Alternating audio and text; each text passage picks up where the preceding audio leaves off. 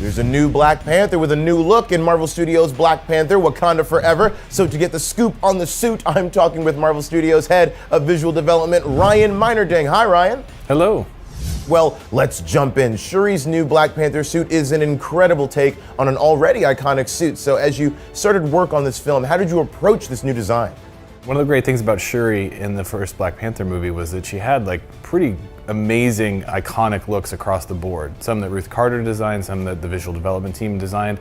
We were trying to look at pretty early on with how to translate some of those things into the Black Panther suit. And I think with Shuri, we were trying to find almost a slightly more fierce look. I think we were trying to evolve her into a character where she was stepping into the mantle in a way that was tremendously her own. And that involved becoming a sort of more fierce version of Black Panther. Well, it's such an awesome design. What were some of the key visual elements you and the team were looking to incorporate?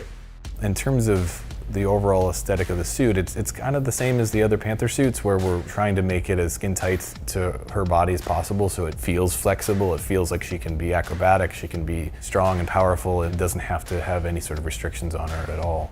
You know, one of the things that Ryan Coogler had asked for is sort of maybe even weaponry, or, you know, starting with her Panther gauntlets becoming even larger, or because she is obviously a technology expert, that the tech became added on and those things got bulkier and almost made the suit look more powerful through having technology as part of a visual language. But as we got into it, we did realize we had so many amazing visual reference points from Shuri in the previous movie that we were kind of harkening back to those a lot.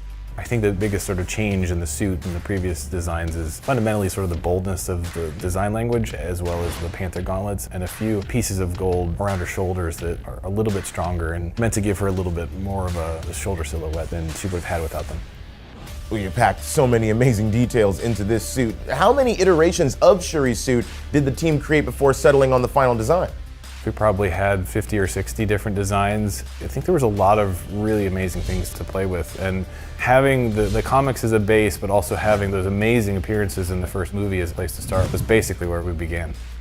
I think we ended up landing on one that had that sort of fierce look with things that represented panther teeth both on the top and bottom of her jaw, and specifically pulling from her Warrior Falls look, where she had a number of white dots painted on her face. We were trying to turn those into sort of graphic elements that are done in silver.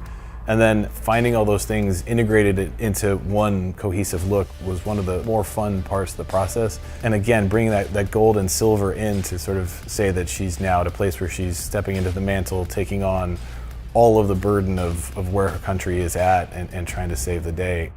Now, of course, Shuri isn't the first person we've seen take on the mantle of the Black Panther. Are there any parts of this design that reference previous Black Panther suits?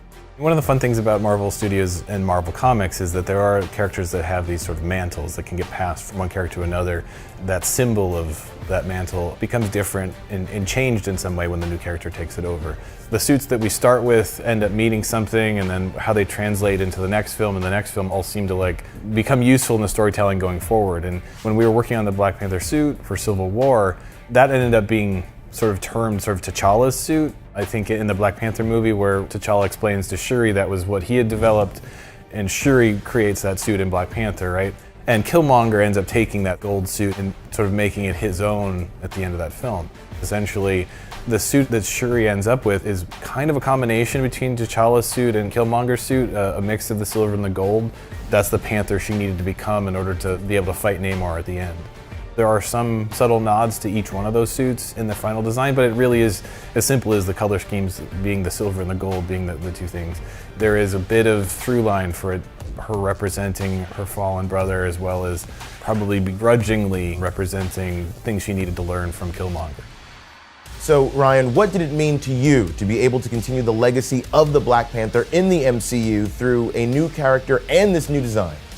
The fact that we were able to work on Shuri in Black Panther and to see her sort of transition into a full-on Black Panther of her own in Black Panther Wakanda Forever, it was an amazing experience. Like the idea of watching that character take on a mantle, do things that she didn't think she could do, try to live up to her brother's memory. For me, it's to have been part of this journey of watching this character become beloved by the audience and the fans, and trying to figure out how Shuri can feel like she's taking that mantle and carrying it forward was an incredible experience. I am the Black Panther, and I'm here for retribution. Well, you and the whole team really did an amazing job, Ryan. Thank you so much for talking with us. Thank you. It was great to be here. Thank you so much. And of course, everyone, go experience Marvel Studios' Black Panther Wakanda Forever.